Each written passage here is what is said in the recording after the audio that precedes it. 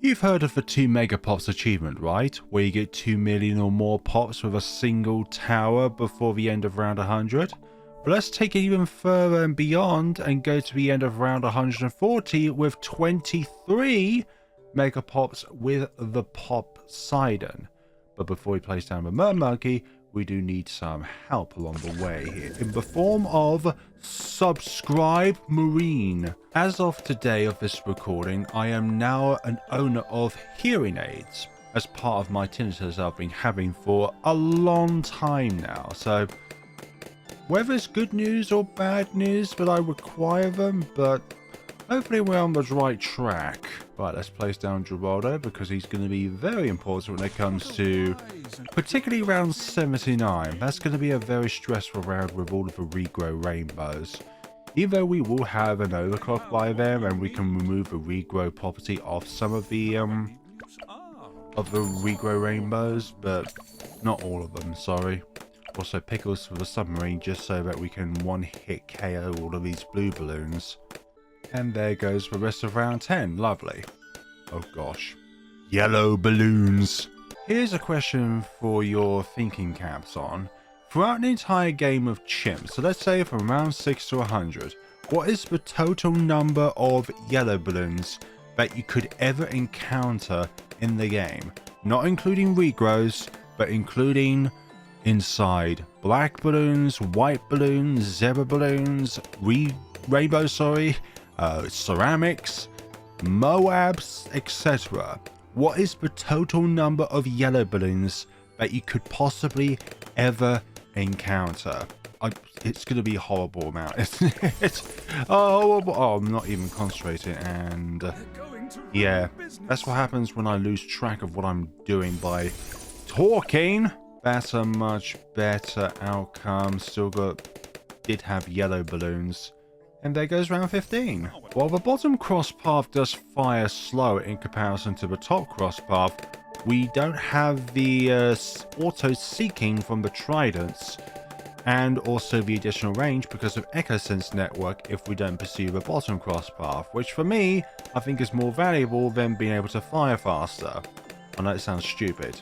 Okay, this is looking a bit overwhelming, so we're going to get some barbed darts. We're going to get heat-tip darts anyways, just because of lead problems on around 28 and onwards, but we will at some point get the Arctic Knight, and then we'll be able to attack lead balloons by default.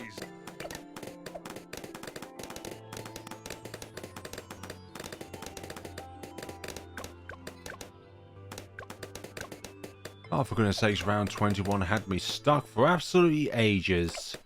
Stuck? Me and words. Although is round 22 going to be the same case?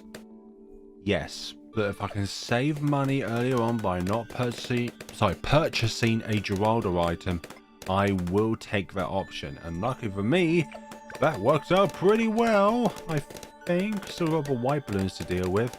And there goes that round. Good. Round 24. Our Echo Sense position is coming in very nicely there. Round 25.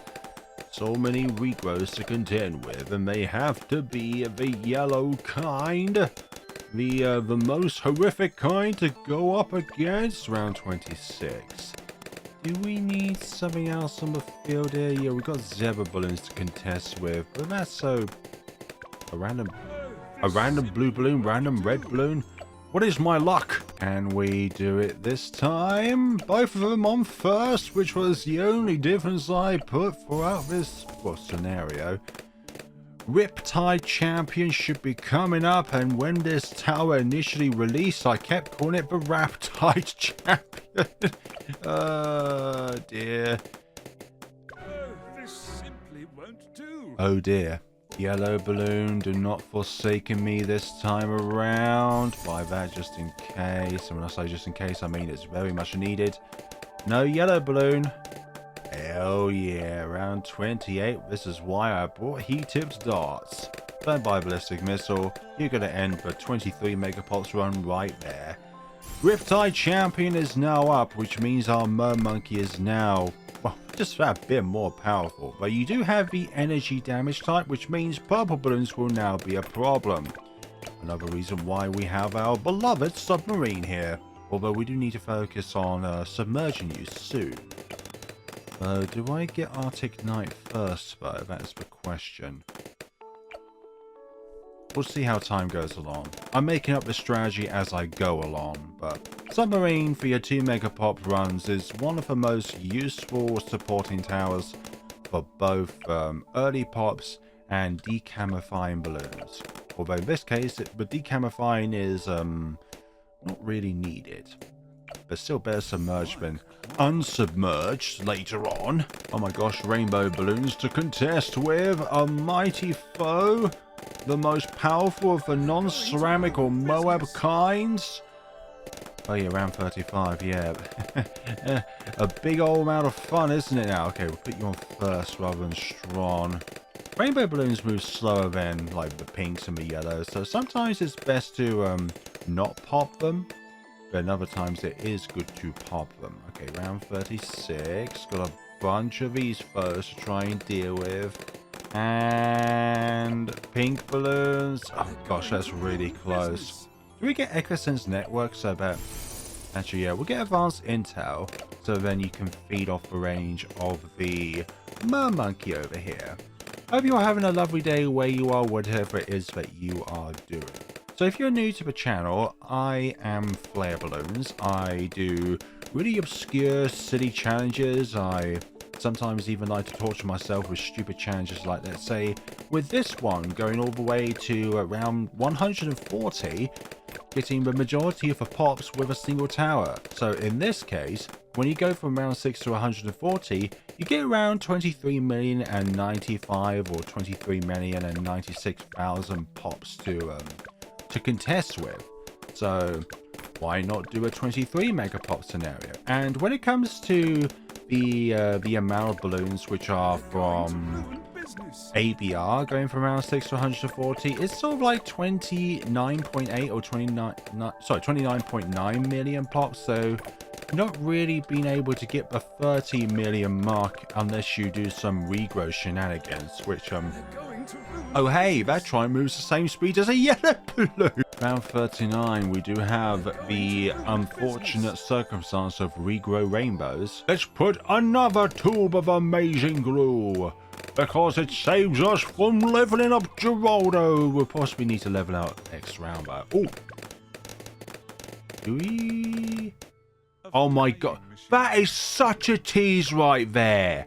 We are 5 away from Arctic Night. Well, I guess we level up Geraldo so we can get some Jerry's Fire so we can do this scenario.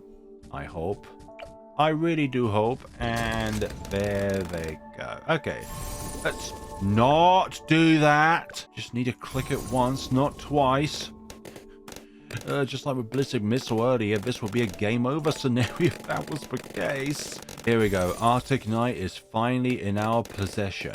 Although now, the purple balloons will still be our absolute main weakness here. So when round 45 encroaches upon us, that is when we're going to see our next purple issue. Although that is where our submersion support comes into play. I know it seems strange putting the invisibility potion on the submersion support, but by default, the purples are in the 40s have the camo status, and I'd rather be able to pop them so Arctic Night can do the rest of the work. There's another one in there as well. Why do you have to have your damage type change from shatter to plasma? You've already got plasma. Here we go. Okay, put back some Jerry's Fire onto our Arctic Night, soon to be Popseidon. Next camo purple issue on... I thought it was this round. Oh, maybe it's the next round, round 48. Is it gonna be the next round? Yes, it is. So that's why we need the camo on this temporarily. Although you do kind of try and grow back the purple, which is rather annoying. Just as long as this is able to pop the camo regrow pinks, and that's good. Real good. Exceptionally good. It's now round 49. So, what I'm thinking of next is an overclock. And then we'll think about MIB. Just simply because of the fact our next purple issue is on round 62. Round 50, of course, our Jerry's Fire has to run out every 5 rounds. I suppose the change from shatter to plasma is good when it comes to lead balloons, but the main attack is already sufficient against lead balloons. You could even like perma-brew the Popseidon and then it would have the normal damage type with the ability that is. Pre-update 44.1. Get ourselves overclock, and as soon as the ability is ready, we will apply it to our Arctic Knight. Hoorah! Now let's squeeze in these villages as tight as possible. And then we will get another village of the same kind of thing, and then we'll replace it over here, which is why I try to squeeze it as tightly as possible so we can fit another one in. And get some jungle drums up and running. We still don't need to use the ability yet to take down the MOABs because the Arctic Knight has a huge boost in power when it comes to comparing to the Riptide champion. Not much of a champion though. Like, if you're going to have the word champion on your name, it's going to be on a very, very sufficient tower. Like, I don't know, Dark Champion and its power. That is befitting of a champion. Or Sentry Champion. That's befitting of it because that is a really powerful tower. Round 59 camo lead balloons, no problem. Also, MIB, no problem. Okay, round 60. Use the Arctic Knight ability and you do get more ice balls if you are under the influence of a overclock or any other kind of thing like perma-brew, homeland defense. Round 62. Thanks to having the MIB, we no longer need to worry about purple balloons being a threat to us, although, do we need a Jerry's Fire for this round? I don't want to use the ability just because of round 63. We desperately need it for round 63, but do we need it for this round? Doesn't look like it. Yeah, we dealt with that just fine. Okay, now let's try and deal with all of this going on here. Hopefully we can deal with this round without too much difficulty. Yeah, there's going to be a little bit of difficulty involved here. So overclock, put you on strong, and it's just trying to keep track of the pink balloons. That's what it was. Okay, so yellow balloon. Again with that. Once again, Tube of Amazing Glues, you are up here to save the run. This run has definitely been carried by Geraldo's support, but guess what? Geraldo's not doing the popping, he's just ensuring that the towers involved can do the popping. That's what support is for, is it not? Round 64. We managed to get through that whole scenario with round 63 using just the Tube of Amazing Glues. I know it's a little bit of a, call it a cheat, but sort of a carry. And I suppose that this also requires a carry, mainly for fortified MOABs. So let's put you on strong and activate the ability, and then from there you will prioritize the fortified MOABs over the regular ones, since they are stronger. Yeah, the thing I don't like about the middle path Mermonkey is the fact that its trident just goes really slow. So if you try to pursue a yellow balloon or a pink balloon, it's just you would rather get something else to pop them, for goodness sakes, rather than relying on a trident that's slow moving. Right, it's just the just the BFBs left. I was supposed to say just the MIBs. We only need one. And They're going to ruin business. Speed issue again. Sometimes to succeed in these runs, you have to spend a little bit of money to help you out. In times though, I wish that was not needed. Hopefully that is done and said. Yeah, definitely with the glue hose here, we're able to control the speed of these balloons, giving our Arctic Knight a much better chance of being able to pop said very fast balloons. Put you on strong and then strike at you now. Kind of take a little bit of advantage of the logs in there so the ice balls can kind of bounce around in them. Oh, single yellow balloon, single yellow balloon. Why? Why do you tease me, game? This is going to be our setup We're going to get Popseidon next, and then we'll think about Ultra Boost. It's cheaper to get Call to Arms and then Homeland Defense, but they're only temporary benefits. Whereas the Ultra Boost, the permanent stacking of the attack speed increases. Well, I feel like long term they're going to be much better off and then get Call to Arms and Homeland Defense. A very interesting bug was discovered with both Arctic Knight and Popseidon, is that when you have Oban, you get to him to level 11. If he can buff the Arctic Knight or Popseidon, it means that the ability just lasts indefinitely until either the amount of pierces run out or the amount of time of them. I think actually that aspect got bugged because they were able to last for forever. So it only had a cap on its pierce rather than the amount of time in which you would normally have anyways on the battlefield.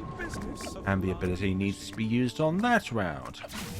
Ideally on the BFBs, but that was also a bit important as well. We can use it twice. And there goes round 73, I think. I just don't want to get any more Jerry's Fires for the time being. I keep spending money on Jerry's Fire when we could save up for something much more substantial. Right, let's point you towards the BFB ability, and hopefully we can catch some of the the fortified ceramics. We will get to the super ones at some point. Round 75. This is going to be a pretty interesting round, not going to lie. We've got a bunch of BFBs to contest with. These fortified MOABs, which have been rather annoying. Actually, let's use the ability now, and hopefully we'll be able to go for this. But just think about the number of They're going to ruin business. Ninja Kiwi, if you could give this thing just one more pierce, that would be fantastic. What about use the ability early on in the round to catch these if we I was hoping to pop that first fortified MOAB there, but I guess it's just not going to be the case. And we encounter these last 3 BFBs successfully without a single drop of failure. And that answer's going to be successful. Arctic Knight on these camo. These ceramics. It also begin with C, okay? And not good. Oh, out of everything, it had to be a yellow balloon. That's why you don't underestimate the regrowers. What about when the round just starts, okay? What about when the round just starts? Well, that was perfect, actually. I like that. That was a good round 76 right there. And also enables Arctic Knight to get a little bit of cooldown off with the slow balloons at the very end of the round there. Round 77, use the Arctic Knight on the BFBs, and that's all good. That's all pretty good. Pretty good. Come on now. You can do it. The combination of Arctic Knight and Arctic Knight and Popseidon. I'd rather just have Popseidon. Let's see, use the ability there, and then we should be able to use it again once the second wave of second wave of ceramic balloons comes along. I don't know where my head is today. It's been a long day. Let's try and meet it at the same time. So, over the BFB, and there's still a lot of them left though. That's the thing, but nothing like we can't handle. And there they go. Round 79. The round which I fear the most because of all of these regrow shenanigans. Can we get through the round? I'm not that. I'm glad you regrew there. Or just before the regrows get to an exponential rate. Now? Will that do it with the regrow problem? That does it. That's brilliant. Yeah, use the Arctic Knight ability as late as possible in the round so you can clear up everything. But yeah, using 3 of these is better than using 1 of these. Fewer steals. Okay, use it. Oh, I forgot I had it set, but that's actually a pretty good use of the ability there. What about downscale these to MOABs before using the Arctic Knight ability? Yeah, don't say anything. No, that looks bad again. Oh, that's good actually. Round 80 cleared. So I hope that these next few rounds are not going to be as difficult, but you may never know with these scenarios. Okay, aiming towards the back lot over there. Although, oh my god, look at all this pierce actually. That's probably not a great idea to target the back lot there. And yeah, super ceramics are going to be a bit of a superstitious issue here. I guess one final Jerry's fire before we go to the better version is needed here. Oh, putting on strong has yielded some results. Excellent. Hopefully this time does it, leaving that last. I was hoping that would be left as a BFB so our ignite ability can come back a bit sooner, but alas, I guess this is what we're working with here. Round 82. Now, the only difference this time around is that our ability is ready to be unleashed at the start of the round. Use overclock first though, so you can get more ice balls up and running. And look at that, we are very close now to the Popseidon. It's just a matter of getting through these next few rounds, and I probably think 84 we could get it. No. You don't get to escape, for goodness sakes. You have to have my permission first for you to escape. And you keep escaping too many times without my permission. In fact, you don't get a permission, okay? It's not even allowed in the dictionary. The option to escape. Okay. MOABs are the things left which are concerning me. And so much fire needed to get through them, but we did it. It's ability using time. Put you on strong, and the ability follows whichever targeting priority that you have, or if you set it to a specific location, then it will follow that location, regardless of the targeting priority. But do you know what time it is, ladies and gentlemen? You know what time it is? Look at the amount of money we have. It is Popseidon time. Yeah, the power levels have just gone up from 90 to over 9,000. ZOMGs, goodbye. The downside now is that overclock doesn't last 100% of the time, but Ultra Boost does last more than 100% of the time on a tier 5 tower. Okay, overclock, then ZOMGs with our ability, and yeah, that's pretty good. Yeah, with open, these ice balls will just keep bouncing around throughout the entire track. Oh my god, you are literally my best friend when it comes to recovering our ability there. Best friend, a lone red balloon. Round 90, our first encounter with DDTs. Absolutely wipe the floor of all of you. Oh, when the next round happens, the Popseidon ability just goes away. Well, that's pretty neat, isn't it? I was kind of hoping that would have lasted because of the BFBs, but alas. Okay, Fortified MOABs. Yeah, they're not standing a chance. We're not even getting down here. Some remnants are, but that's about it. Strong, use the ability. And there we go. Round 93. DDTs? Anybody? Well, they're all gone now.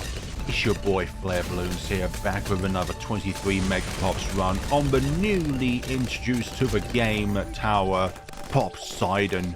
Well, it's not really that new now, since we've had update 44 for a fair while now, as of the time of this recording. You know, we've had a fair few, weeks or so to be able to come to terms with, like, each Mermonkey's strengths and weaknesses. The top path is very good for ceramics and for buffing other towers as peers. Middle path just does its own thing. Also very good for clearing up masses of balloons with its ability, but again, has near enough 0 pierce. And then the bottom path, well, that does its own song and dance, if you get what I mean. Round 97, overclock, use the ability, and we get ourselves a whole bunch of pops using the ability, but the main attack, now that's where the real source comes into play here. And there we go. And now Geraldo is at maximum level. Not that that's important because, well, you don't need Paragon totems in this case. Yeah, ZOMG's dealt with, now just the PFBs and all that jazz. And DDTs to contest with. Round 99. Use the overclock so you can pop these fortified DDTs, which are going to be a bit of a big menace later on, actually. So yeah, now we've got ourselves a whole whale to deal with here. Popping the bad anytime now. Use the ability there. And we have done it! 2 Megapops. Oh yeah. We're not doing 2 Megapops, we're doing a 23 Megapops. Don't worry, I didn't forget. Wink wink. Our main threats of this run will appear much more commonly now in the hundreds, going up to around 140. Fortified ZOMGs, Fortified DDTs, a few more bads here and there, and also 1 Fortified bad on around 140. You know, the good stuff. Speaking of Fortified ZOMGs, oh my goodness sakes, they're taking a lot of hits here. Never underestimate the strength of a Fortified ZOMG. The bad is where the true strength is, but never ever underestimate the Fortified ZOMGs. They are quite tough nuts to crack. And there goes that round there, 104. We should have the Ultra Boost very soon here, actually. And the ability is popping off, and Ultra Boost is now here for us to benefit from. Good. So what's our next adventure here? Call to Arms, Homeland Defense. That is where our next source of money is going to go into. Oh my god, look at all these DDTs. I think we'd struggle if we didn't have Ultra Boost, so the inclusion of Ultra Boost is really welcome. Oh yeah, Echo Sense would be nice as well for that range increase, and it's more noticeable the range increase when you do have Popseidon, whereas if you just have it on the base monkey, it feels like it's barely a difference. We will get some more monkeys, specifically 002 ones, just so that the Echo Sense network will be able to increase the range of the Popseidon even more. And use the ability there, and these Fortified ZOMGs are going down like flies. Not exactly like flies, but you get what I mean. Round 111 completed. Fortified DDTs again, still though, not a problem. And the advantage of seeking tridents over the straight line ones that we can actually home in on targets which would otherwise be impossible to target if we can only travel in a straight line. Yeah, this thing is just really powerful. It's honestly an incredibly powerful tower with the right support in place in order for you to properly maximize from its strengths of just being a huge DPS tower. Again, Fortified DDTs trying to sneak their way through. But alas, no thank you. Oh my gosh, Call to Arms with Ultra Boost on the Popseidon ability. Truly a powerhouse. But Homeland Defense, though, will make it even more of a powerhouse. Down 117, again, more DDTs to contest with, but no problems whatsoever here. And more DDTs to contest with. Not a problem. Homeland Defense. Oh my gosh, we have it. We have it in the bag here. Okay, I'm gonna put you on last actually, so that when all 3 spawn out, we're going to unleash absolute devastation. Actually, yeah, we're going to use absolute devastation upon all of them. Oh my gosh. Look at all of them being summoned. And the second one pops before the first one did. What a surprise. If you think about it, the first bad we had kind of got over here. But the 3 on this round, that's what Ultra Boost and Homeland Defense does. Just takes your popping power up to levels beyond what you could possibly do without them. Now our next step is to get some crowd control up and running. So in the form of that, we're going to have ourselves a relentless glue gunner, just so that we can stick these Megapops balloons and slow them down. Whether we're going to get a blue strike though, that is another thing which I'm considering, but we're going to hold off because I don't think DPS is going to be a big thing that's going to hinder us to it. Oh my god, all of those BFBs that are clumped up there just instantaneously wiped. I once heard from an Ethan Reed video that the wiper's not wiping. Well, this wiper is definitely doing the wiping. Look at the wiper at work here. What's going to be the next step? I'm honestly going to think about round 140 now, which is why we're going to set up our spike storms as soon as we can, but we're only going to use them on round 140 to help us pop the Fortified BAD. DDTs. What DDTs? Oh my gosh. Such power from what is possibly a demigod. Oh, you think you're going to get through Fortified DDTs? Homeland Defense. Homeland Defense again with the ability of the Popseidon. Oh my gosh. All of those Fortified ZOMGs just got wiped from existence. Such a powerful ability when paired with Ultra Boost and Homeland Defense. I'm telling you, for any round 140 run, Ultra Boost and Homeland Defense are two of the best supporting towers that you could possibly have down.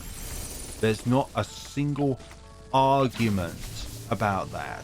Round 131 is the biggest RBE round, I think, between round 6 and 140 in a regular chimp scenario. Round 132, more hungry DDTs to the slot. So, hungry ZOMGs to the slot. Why do I keep saying the wrong things when I don't need to say the wrong things but the right things? And why do I sound so American when trying to say all that? I do not know, but what I do know is that we have a very strong contention of doing this 23 Megapops little challenge going on here. And we got ourselves for second spike storm up and operational when round 140 arrives. Bigger stacks for bigger stacks of spikes. Look at all those waves. It's really nice to look at actually all these waves of icicle magic or icicle plasma going up against all of these foes. Right, spaced out Fortified DDTs. Nothing like a Homeland Defense can't solve, for goodness sake, to try and keep up with all of their annoyances. Also, the rest of these can go die. Just like so. I'm going to put you on here as well so you can affect DDTs. So notice a lack of relentless glue on them. Will we require Homeland Defense for this round? Because there's a huge amount of PS to try and contest with on this round, especially with these ZOMGs. Oh my gosh. The amount of them that just spawned from the ZOMGs there. Not looking pretty, but still looking manageable. Quite manageable, actually. I just want to save everything for round 138. The round which has the stupidest amount of Fortified DDTs that there are. Homeland Defense, honestly. And we're going to put down some more Echo Sense over here. Over here. Over here. And occupy the space up here. Can we do it? Should have done this earlier actually, but oh well. And over here. Okay, cool beans. Use the ability to wipe out the rest of these abominations. And that is it. That is the entire round sorted. Now, can we get up to 8k? I don't think so. Because we could get a blue strike alongside two of these reju potions. I'd rather just get the reju potions. And our range now is massive. That is inhospitable. Oh, well.